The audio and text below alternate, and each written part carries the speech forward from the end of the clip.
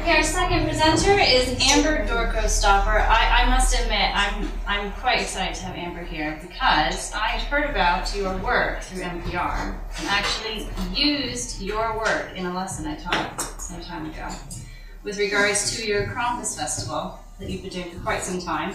You are the co-founder of Parade of Spirits Liberty Lands in Philadelphia, correct? Yes. And it used to be called Krampuslauf Philadelphia. Okay. Let's see what I have here. And you've been hosting this for the past 6 winters, and you have had 2 art gallery exhibitions based on artifacts and portraits from the parade. And you've also spoken at Ignite Philly about the parade in 2015. Yes. The title of your work is Spectres and Spectra, Building Self-Sustaining Folklore and Neurodiversity Inclusion into Professional Arts. We are so happy to have you. Thank you for joining us. Thank you. So you've heard about this Krampus thing. So did we in America eventually. That one doesn't work? Okay. No, that's okay.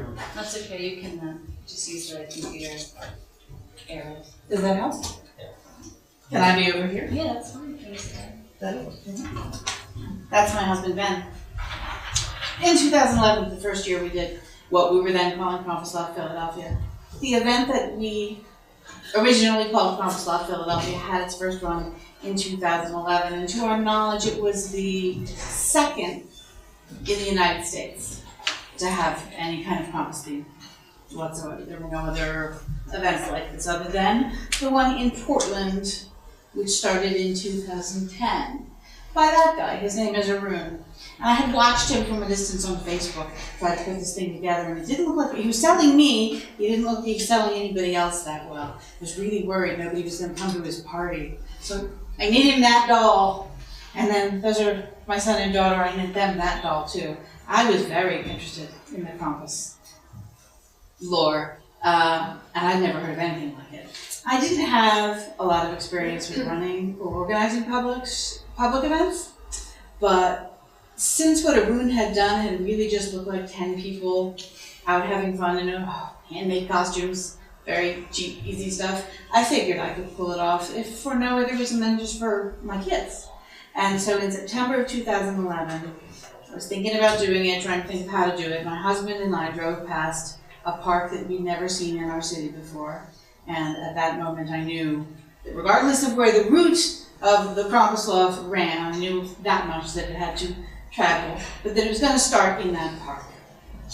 It was love at first sight. And I went home and Googled, found the address for the park coordinator, who not only was open to this when I said, I know this sounds kind of out of the ordinary, but can I have this devil parade in your park?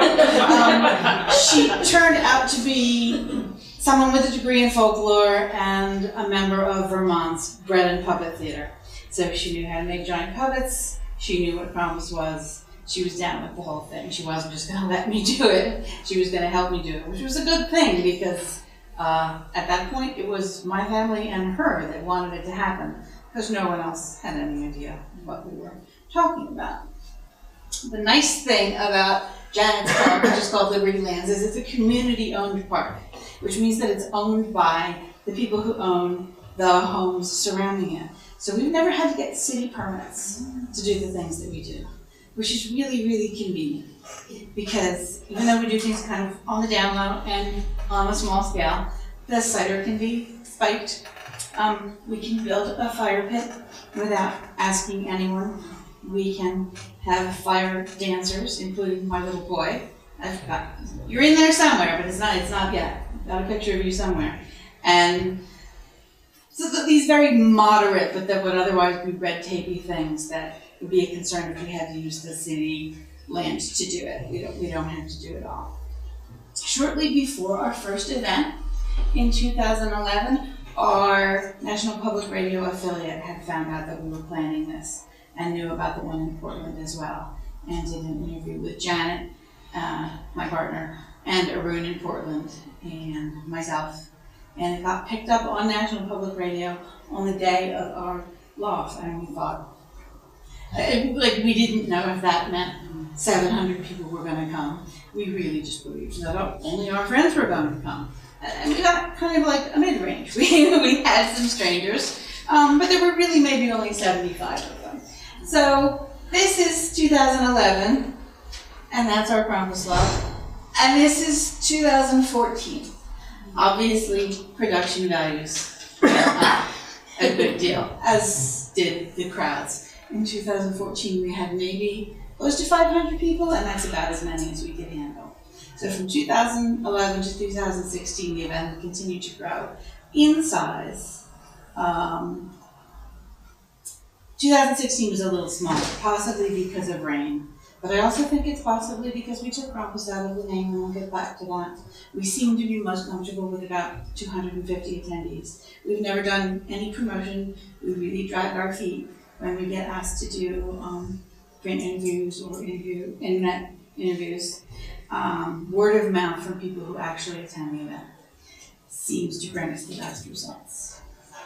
In the first few years we did it, we made these modest but really noticeable leaps in production values. The first of them was that when you came to the end of the parade, by the second year, you had something to watch. My kid's preschool teacher was a fire belly dancer. And so her group came and performed, and from then on has done so every year. So now we don't just come back to the park after we have our procession, we come back and we have a little show. Also in 2012, a man had approached me before we went out to the parade who introduced himself as Rob Schreier, who was dressed as the Bellsniggle, which is not a character I had ever heard of, who is this sort of cranky, fur-wearing, like another Christmas gift-giving figure, but who is not uncommon in Pennsylvania Dutch folklore. I don't know if anybody here knows who the Pennsylvania Dutch are. They don't have anything to do with the Netherlands, but they are like a Pennsylvania settlement of German-speaking immigrants. And while most of them are not heathens, Rob is the religious leader for the heathen contingent for the Pennsylvania Dutch everywhere in the whole world. It's a niche group.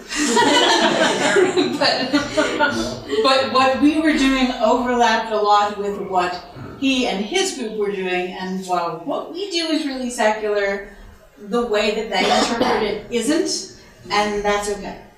And we just mesh really well that way. We attend their rites and rituals as friends. Rob gives an invocation before we leave the park every year. And it was in one of his invocations that he first used the term Parade of Spirits.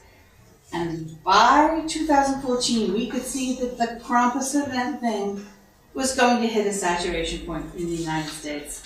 I don't know if anybody here is familiar with the term jump the shark. But we saw that it was going to jump the shark. And we thought, well, what are we going to do about it? And one of the first things we decided to do was get Krampus out of the name. Because we had all this stuff going on. It didn't matter if there were 200 people dressed as Krampus or 20 people dressed as Krampus. We had other things going on. What were some of those other things we had going on?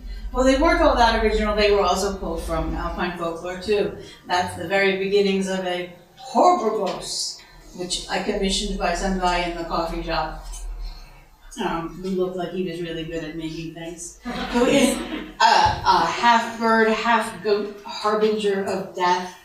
But we kind of, he's working in my backyard on it, we kind of made her more friendly. The whole time we worked on her, we kept playing the song This Is It by Kenny Loggins over and over, which isn't really known to be a Christmassy song, but it kind of gave her whole personality, and she became this sort of kind of silly creature, more than a harbinger of death. Also, she had, by the next year, a child. That for the first 2 years, one of my children wore, and then this year, that's the baby, Schmiedli. And Schmiedli is a Dutch term, again, Pennsylvania Dutch, for little one. So we didn't come up with that, the people from Erblave came up with that, Pennsylvania Dutch people. So all this stuff is happening, all this culture is happening surrounding my event that I have almost nothing to do with whatsoever. Chris has made that first costume, and in 2013, have we got pictures from 2013? Is that it? Yeah. We've got another big change in our household, and that's that a 19-year-old college student who had been a family friend has come to live with us to attend a college program in Philadelphia. And he has Asperger's syndrome. which I recognized. He was not diagnosed at the time, but my father had Asperger's syndrome, so I felt really sure about this, and the longer we lived with Tucker, the more we realized that it was something that did need to be addressed every day. And at 19, after living in our house for a while, Tucker did have his diagnosis and was able to live as an autistic person and use the sensory and communication interventions that are helpful to a lot of autistic people. And he was about to experience his first Krampuslauf. He took a physics final at 8:30 in the morning and came home and made that mask. But he wanted to wear it on his chest. All right. But he also wanted to wear a veil over his face, so he kind of had a hump. He was like a old woman with a hump. This all sounded like a good idea until he put the hump on, or the veil on. And then things weren't so good. And we talked about it. He was just uncomfortable with having his face covered, felt like he couldn't communicate with people. We said, okay, that's something we can take into mind. We'll think about that for next year. That 2013, we also had a blizzard. We performed the entire Krampuslauf in a huge blizzard. The only person who was comfortable was the guy inside of the Das Mädchen outfit, because it's 14 feet high and was weatherproofed. And he was basically in a nice warm tent. I would go to the next one, watching the comfortable people. You can see our parade from a restaurant if you're lucky. It was slippery, it was freezing, the pictures were so worth it. It didn't matter to me. I didn't have to drive all the way to New York to get home, where some people had gone much further from New York. But to see those belly dancers half naked spinning fire on a stage that Linda and Janet had been clearing of ice hours before was amazing. But again, Tucker had a problem. He hadn't veiled his face, but he did have a big headpiece made of a lot of sticks, and it was getting stuck in a tree. Tucker is the colic, if anyone here is Scottish and knows what the colic is.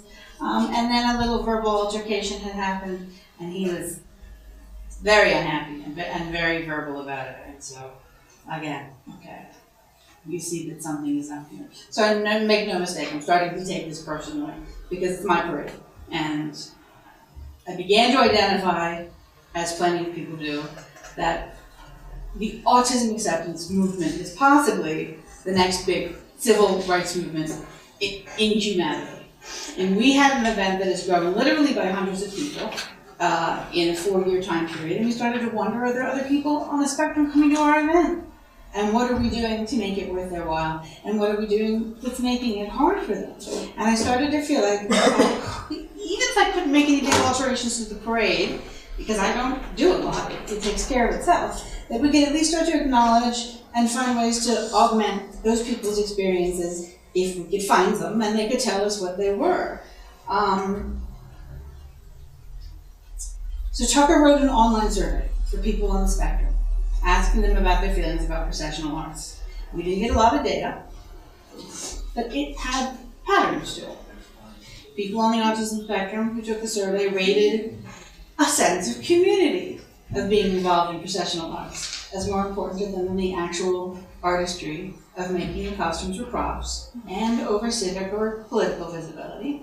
But their biggest concerns were about attending the event in the dark, or that it would be noisy, more so that it would be noisy, or that no one they know would be there. So obviously we have like a whole bunch of people we need to reach. And I wasn't really able to do it because I tried to contact the Philadelphia Autism Project, who refused to share our survey on their social media. But I found some more wonderful people on Facebook. I'm really good at finding people on Facebook. My friend Kath is autistic. Scottish. Does anybody need me to read this for them? Because I can probably go faster if I don't. If you can summarize it. Okay. Kath is, we don't say obsession anymore, if we ever did, in the autistic community. Her special interest is the Green Man. And while she thinks about the Green Man all the time, and has pictures of the Green Man, she can't go to any event involving the Green Man, unless maybe she takes 2 weeks off afterwards to do so, just because of the sensory issues. just because there's so many people. Just because, and specifically because there's people there who aren't involved, there's an audience. Then I met another friend on Facebook. Also really good at making things, maybe even better than Chris. So I think I need to get her to Philadelphia. And she's in Scotland, and she works with a group there that says fairly similar things. That she wants to make her puppets and stuff, but wants to be doing it at home, by herself, not in these very socially focused groups where there's too many egos and too much other stuff to handle, and you have to come to a consensus about what you're going to make before you're allowed to make anything at all. And she thought it would be a good thing for her to do that kind of normal socialization. And it hasn't worked out that well for her. I was raised by a person on the spectrum. I live with another person on the spectrum. I'm not a spokesperson for anyone on the spectrum, but I see trends, and I have a lot to say about what goes into one particular parade, and I'm open to a lot of input. I don't think of it in terms of strictly problems to be solved. I think we're going to come out, if we're able to, with something far more positive than just leveling the playing field, because that's what living with someone on the autism spectrum gets you. It's not just about solving their problems. You get so much more that you don't know is there, and no one, a lot of people don't seem to know is there. You're fine. You get something you wouldn't have experienced otherwise, and I am hoping that finally somebody in Philadelphia wants to hear me talk about this, or I can find someone in Philadelphia who is on the spectrum and that is that interested in parades too, because I'm in Oxford, and the only people I've been able to talk to about this are in Scotland, and we're in Philadelphia. And I really did try really hard. So I'm going to keep trying. If we have any minutes left, just forward through those pictures, because my son is looking at me like, where's that picture of me dancing with fire? Leon Russell as the Frost King, because he died this year, and I wonder if my friend Janet decided to do that for me, because she knows I love Leon Russell. What else you got? Okay. That's me, and that's Tucker, who found a way to get masks back on, as long as they were luchador style.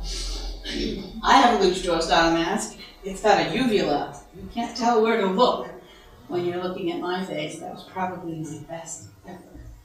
It's not. Can I comment for a moment? What? Can I comment for a moment? For a very little moment. Just that part of what made that mask okay that You can time. stand up so we can see you. Part of what made that mask okay that time is that I specifically chose a material that was sensory friendly for me, which is rayon lycra.